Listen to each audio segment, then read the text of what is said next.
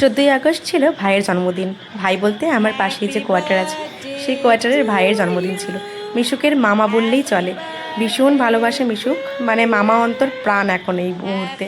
আর ভাইও ভীষণ ভালোবাসে ওকে, মানে সারাদিন ওর সঙ্গে খেলা করে, ওকে রাখে দেখে, মানে ওর সাথে ভীষণ একটা মানে হয় না বন্ডিং।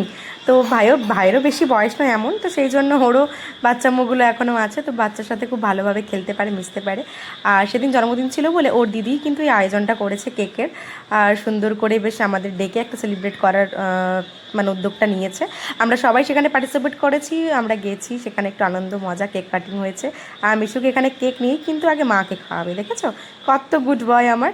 এই যে ওর দিদি হচ্ছে, এইটা যে ব্রাউন কালারের যে গেঞ্জিটা পরে আছে, ওর দিদি ভীষণ ভালো মেয়ে ও।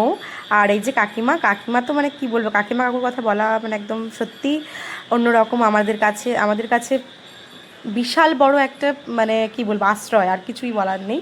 এই যে বার্থডে বয়কে একটু কেক খাইয়ে দিলাম আমি, দিয়ে আমাদের এবার খাওয়া দাওয়ার পালা কাকিমার ঘরে। তো সবাইকে টাটা।